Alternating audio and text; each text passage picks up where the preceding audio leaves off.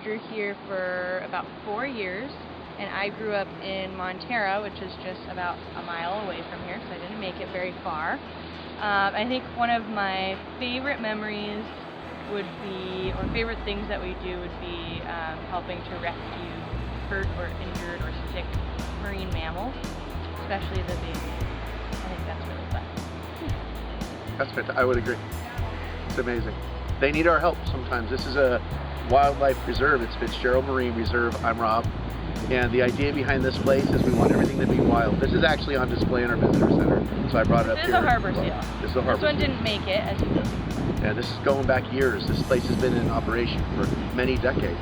And the idea is we try to create a place for the animals to feel safe, and then we're visitors. We're the ones who are coming into their home. So hence, a marine reserve. It's highly protected. We have multiple levels of protection: county, state, even federal. I hope people understand what that means.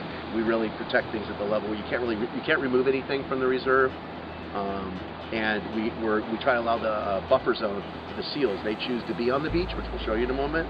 And the importance of that is we put up these cones that warns people, please steer clear. There's a Marine Mammal Act, so it's against the law to approach the animals. And we're here to create a nice experience for folks, but we will enforce if they get too close or if they harass the animals. And in that case, we'll end up with some citations. Okay. Hey guys! Hi. How's it going? It's nice to see you here at Fitzgerald Marine Reserve. Here, we've got a harbor seal pelt. Here, okay, all right, you come what you want. And you can see that harbor seals are very interesting. They have little ear holes, but they do not have ears flaps, like a sea lion might. And also, they have very short pectoral flippers here. And this is also stuffed and dried out, yeah. They do have claws. The idea is they inchworm along. We're gonna take a look at real harbor seals in a moment. But the real neat thing is about these guys is they're quiet and they look like little sausages, and they're pretty darn cute. And also, here's what a harbor seal looks like when it doesn't have its skin anymore. And you can see the large eye sockets. Did its spine still there? It did. And if we look around here, you can see their teeth are made for biting and grinding and chopping and chewing big chunks. Fishies, grabbing fish and squid and a variety of animal life for food. Exactly. So this is the way this would go into an animal like this. We're holding it here. And then they don't actually lift their flesh. Sorry. So it's really interesting. So this is a population that lives here year round. We use it, and you can see the coloring on here. The colors of all the harbor seals is just genetic. My name is Tom Ciotti, and I've been a volunteer here for almost 15 years. And behind me, there's a haul out of probably well over 100 harbor seals. These live here year round. They haul out here on the beach during the daytime. They usually feed at night. They're nocturnal, so they're down there sleeping and getting their body temperatures up and resting. So there's one down there. It's got sort of a reddish head to it, and that's a really interesting one. The ones that have, we call them redheads, and they are typically visiting from San Francisco Bay.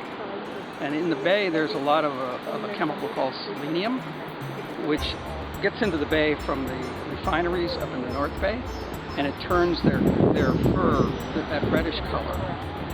So it's sort of interesting to tell whenever we have a redhead here that's a visitor from San Francisco Bay, or at least they spend a lot of time in San Francisco Bay. They're cool. They're deathly afraid of humans because, of course, we hunted them for thousands of years.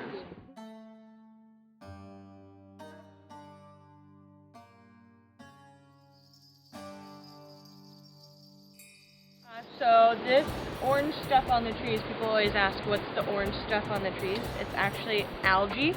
It feeds off of the salty ocean air. It's called Trentifolia. Doesn't have a common name, but we like to call it Cheeto dust. We needed to trim some of these trees, and so the arborists, so they could identify the trees that needed to be taken care of, they tagged them all. And there were well over 1,000 trees. Had a ox cart through here with fog, which was gorgeous. And they have made monster movies here, and they've made commercials, and But the reason that there's so little growing here is because there's not a lot of light that gets through here, and also the droppings from the cypress trees is very acidic, and so that's why you don't have any. A little bit about optics, a little bit about the electromagnetic spectrum, about the visible spectrum of light. And what we see, of course, is what is reflected back to us. And so the reason that this is orange is because it reflects that part of the visible spectrum to us. The tribe that lived here in this area, and they lived down in Princeton, but they came here very often to harvest things out of the tide pools. They called themselves the Shiwani. And they weren't a very large tribe. There were probably several hundred of them. And they would harvest the shellfish out of the tide pools, and they bring them up here onto the bluff, and we'll see that there's an area down here where they built a hearth, which is just a big ditch. They fill it up with rocks, start a fire. They throw the shellfish in, cook up the shellfish, pull the meat out so that they didn't have to lug the shells all the way back. The story of the palm trees was told to me by Bob Breen, who was the original ranger out here. And the home site here was actually the home site of George and Sue Smith. And George Smith was a minister from over in Oakland. And this was their summer home. They came over here during the summer. It'd get pretty hot over in Oakland. So they came over here, and they had a Victorian house, a red Victorian house that was here. Now, George's brother was a sea captain. He was also a botanist. And the story is that George's brother brought these palm trees back from the Canary Islands. They're Canary palm trees. He brought them back from the Canary Islands, which are in the Atlantic Ocean. And so these palm trees have been here for well over 100 years. Beautiful. In the soil here, little piece of shell. This is what's left from when the Ohlone tribe that hung out here, because they cook the shellfish they harvested out in the tide pools up here to cook them in the hearth. So this is the remains that are left from when they were here. So these were planted, Mm-hmm. and who planted them? Probably Winky, Mr. Winky, Jürgen Winky, And who so owned this property. That makes them how old? Over 100 years. Yeah, well over 100 years.